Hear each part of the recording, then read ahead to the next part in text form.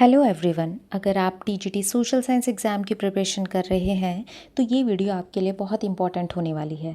आज हम French revolution MCQ series का पार्ट 8 करने वाले हैं, जहां आपको मिलेंगे एग्ज़ाम में आने वाले सभी इंपॉर्टेंट क्वेश्चंस। तो बिना टाइम वेस्ट किए चलिए शुरू करते हैं। तो चलिए इस इमेज को देखते हैं। सबसे पहले ये इमेज जो है ये फ्रेंच रेवोल्यूशन का एक बहुत इंपॉर्टेंट इवेंट है, जिसमें क्या है, विमेंस मार्च टू वर्साई, जहां पेरिस की महिलाएं हथियार लेकर मार्च कर रही हैं क्योंकि उन्हें रोटी नहीं मिल रही थी और महंगाई बहुत बढ़ रही थी। ये महिलाएं वर्साई के महल तक गई और लुई 16 से जवाब मांगा।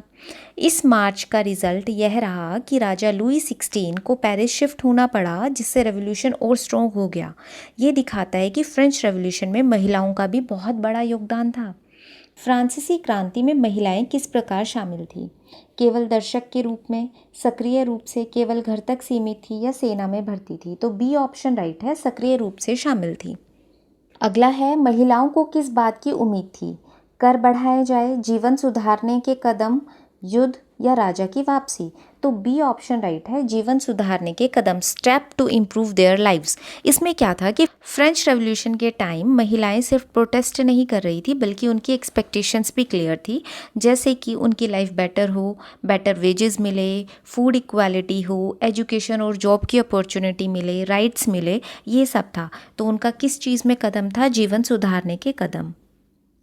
अगला है, तीसरे स्टेट की अधिकांश महिलाएं क्या करती थी? खेती, जीविका के लिए काम, राजनीति या सेना? तो बी ऑप्शन राइट है, जीविका के लिए काम। इसमें क्या था, वो सिलाई करती थी, कपड़े धोना, घर का काम, मतलब उनका मेन काम था अपनी रोजी रोटी कमाना। अगला है, महिलाएं कौन कौन से कार्य करती थी? सिलाई, बुनाई, कपड़े धोना, बाजार में बेचना? तो डी ऑप्शन राइट है। अगला है, महिलाएं बाजार में क्या बेचती थी? हथियार, फल फूल सब्जियां, किताबें या सोना? तो बी ऑप्शन राइट है, वो फल फूल सब्जियां आदि बेचती थी। अगला है, कुछ महिलाएं कहाँ काम करती थी? राजमहल में, संपन्न घरों में, सेना में या स्कूल में? तो बी ऑप्शन राइट है कि जो अच्छे घर, अमीर जो घर होते थे उसमें काम करती थी, संपन्न घरों में काम किया करती थी। अगला है, बहुत सी महिलाएं किस कार्य में लगी थी? अध्यापन में, व्यापार में, वेश्यावृत्ति में या खेती में? तो सी ऑप्शन राइट है। गरीबी और बेरोजगारी की वजह से वेश्यावृत्ति में चली गई थी कुछ महिलाएं, और ये उनकी मजबूरी थी, चॉइस नहीं थी। ठीक है। महिलाओं को शिक्षा और प्रशिक्षण के अवसर क्यों नहीं मिलते थे? कानून की वजह से, सामाजिक भेदभाव, पैसे की कमी या युद्ध? तो बी ऑप्शन राइट है, सामाजिक भेदभाव। महिलाओं को ना नीचा समझा जाता था, तो वहाँ पे क्या होता था? सामाजिक भेदभाव होता था, सोशल डिस्क्रिमिनेशन। तो बी ऑप्शन राइट है। अगला क्वेश्चन है, कौन सी लड़कियां कॉन्वेंट में पढ़ सकती थी? सभी, गरीब, केवल कुलीन या धनी परिवार की? या डी, सैनिकों की बेटियां? तो सी ऑप्शन राइट है। कॉन्वेंट के बाद लड़कियों के साथ क्या होता था? नौकरी मिलती थी, शादी, सेना में भर्ती या राजनीति? तो बी ऑप्शन राइट है, शादी कर दिया जाता था। कॉन्वेंट एजुकेशन के बाद भी उन्हें घर संभालने और शादी के लिए प्रिपेयर किया जाता था। तो बी ऑप्शन राइट है। कामकाजी महिलाओं को घर में क्या करना पड़ता था? कुछ नहीं, केवल आराम, घरेलू काम या पढ़ाई? तो वो बाहर के काम के साथ साथ घरेलू काम भी किया करती थी। घरेलू कामों में क्या शामिल था? खाना पकाना, पानी लाना, बच्चों की देखभाल करना या ऑल ऑफ दीज? तो डी ऑप्शन राइट है। अगला है, महिलाओं की मजदूरी कैसी थी? अधिक थी, समान थी, कम थी, बहुत अधिक? तो कम थी। पुरुषों की तुलना में बहुत कम इनकी सैलरी होती थी, बहुत कम इनकी मजदूरी होती थी। महिलाओं ने अपने अधिकारों के लिए क्या किया? चुप रही, क्लब बनाए, घर बैठी या देश छोड़ा? तो बी ऑप्शन राइट है। अपने राइट्स के लिए आवाज़ उठाई इन्होंने, पॉलिटिकल क्लब्स बनाए ताकि अपनी डिमांड रख सके, डिस्कशन और प्रोटेस्ट में पार्टिसिपेट किया? तो बी ऑप्शन राइट है। महिलाओं ने क्या प्रकाशित किया? किताबें, अखबार, पत्र या घोषणाएं? तो बी ऑप्शन राइट है, न्यूज़पेपर, ताकि वह अपनी डिमांड या ओपिनियंस लोगों तक पहुंचा सके, एक तरीके से जागरूकता फैला सके। फ्रांस में महिलाओं के कितने क्लब बने? 20, 40, लगभग 60 या 100? तो सी ऑप्शन राइट है, लगभग 60।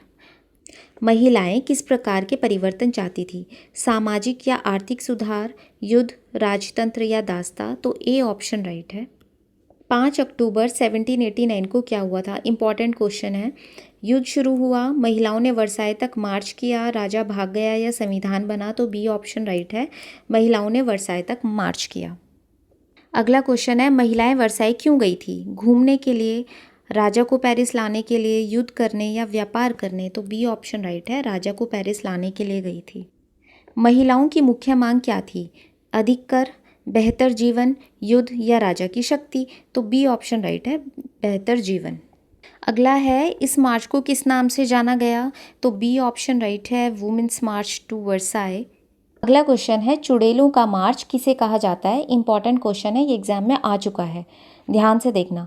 किसानों का आंदोलन, महिलाओं का वर्साई मार्च, सैनिकों का मार्च या व्यापारियों का आंदोलन, तो बी ऑप्शन राइट है, महिलाओं का वर्साई मार्च। अच्छा, इसको मार्च ऑफ द विचेस भी कहा गया, ये एक निकनेम दिया क्योंकि पेरिस की महिलाएं हथियार लेकर मार्च कर रही थी, लोगों ने उन्हें विचेस कह दिया। और किसने कहा था? जो राजशाही के समर्थन में थे। इस मार्च का मुख्य कारण क्या था? युद्ध, रोटी की कमी, कर या शिक्षा, तो बी ऑप्शन राइट है, रोटी की कमी, और महंगाई बहुत ज़्यादा बढ़ गई थी, ब्रेड के लिए उन्हें बहुत लंबी कतार में लगना पड़ता था, तो बी ऑप्शन राइट है। इस मार्च को ब्रेड मार्च क्यों कहा जाता है? रोटी बांटी गई थी, रोटी की कमी के कारण, रोटी बनाई गई या व्यापार, तो बी ऑप्शन राइट है, रोटी की कमी के कारण। यह मार्च कहाँ से कहाँ तक हुआ? वर्साई से पेरिस, पेरिस से वर्साई, लंदन से पेरिस या पेरिस से लंदन, तो ये कहाँ से हुआ था? पेरिस से वर्साई, बी ऑप्शन राइट है। इस मार्च के परिणाम स्वरूप क्या हुआ? युद्ध शुरू हुआ, राजा को पेरिस लाया गया, संविधान समाप्त हुआ या कर बढ़े, तो बी ऑप्शन राइट है, इस मार्च से क्या हुआ? राजा को पेरिस लाया गया। अच्छा, अगर आप मेरी ये सभी सीरीज़ बहुत ही अच्छे से देखते हैं तो आपका एक भी क्वेश्चन मिस नहीं होगा। इसमें एक छोटे से छोटे पॉइंट का भी क्वेश्चन बनाया गया है, तो बुक भी रीड करने की ज़रूरत नहीं पड़ेगी। लेकिन अगर आप ये फिर भी चेक करना चाहते हैं क्या सभी क्वेश्चन इसमें अवेलेबल हैं, तो आप एक बार चैप्टर रीड आउट करके फिर इस सीरीज़ को करना, तो आपको बहुत हेल्प मिलेगी।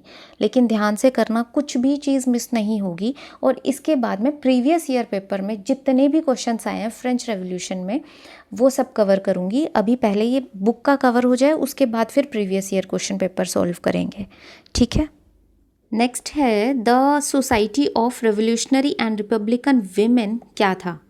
सेना थी, महिला क्लब था, राजनीतिक दल था या स्कूल था? तो महिला क्लब था। अब इसके बारे में थोड़ा जान लेते हैं क्या था। फ्रेंच रेवोल्यूशन के दौरान ये एक महिला क्लब था जहां महिलाएं अपने अधिकारों के लिए एक साथ आती थी और पॉलिटिकल डिस्कशन में पार्टिसिपेट करती थी, ठीक है, तो बी ऑप्शन राइट है।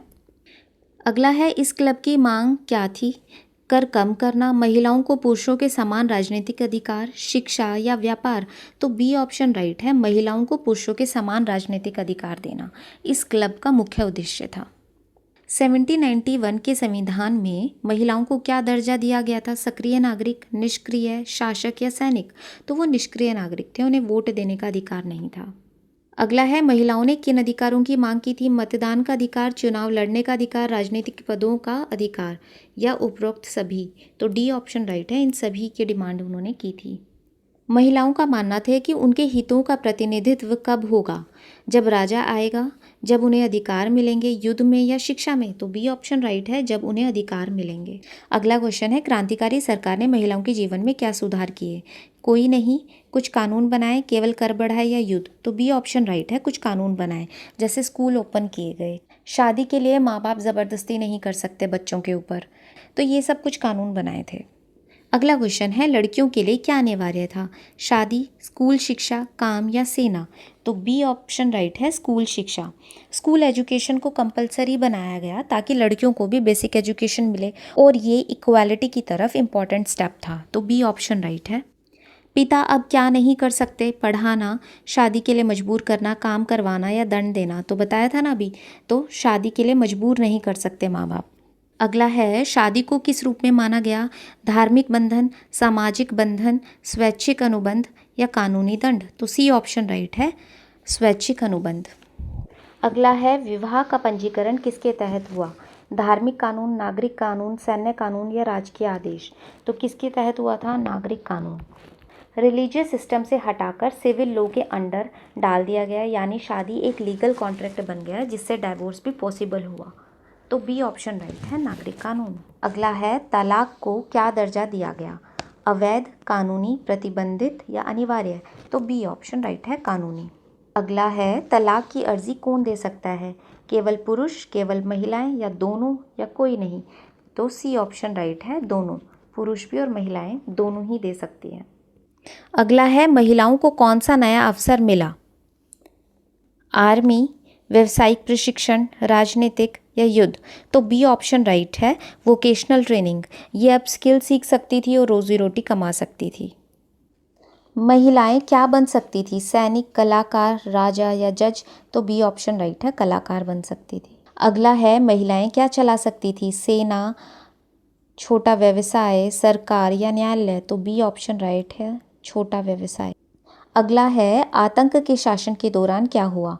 महिलाओं को अधिकार मिले, महिला क्लब बंद कर दिए गए, शिक्षा बढ़ी या शांति थी? तो बी ऑप्शन राइट है, महिला क्लब बंद कर दिए थे।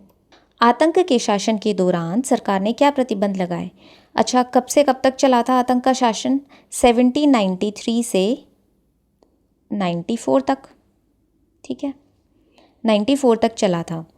अच्छा, इसमें क्या हुआ था? शिक्षा पर प्रतिबंध लगाया, व्यापार पर प्रतिबंध लगाया, महिला क्लबों को बंद किया और राजनीतिक गतिविधियों पर रोक लगाई। तो सी ऑप्शन राइट है।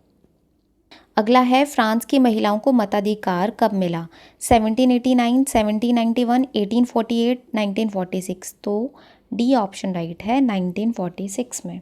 अगला है ओलम दे गूज कौन थी? सैनिक थी, क्रांतिकारी महिला, रानी या शिक्षिका? तो बी ऑप्शन राइट है, ये क्रांतिकारी महिला थी। वुमेन्स के राइट के लिए इन्होंने आवाज़ उठाई थी। Declaration of the right of womens and citizen लिखा था। इक्वालिटी की डिमांड की थी। आइडियाज़ के लिए इनको पनिश किया गया और गिलोटिन पर चढ़ा दिया गया था। तो बी ऑप्शन राइट है। ओलम दे गूज का जीवन काल कब से कब तक था? तो 1748 से 1793। बी ऑप्शन राइट है।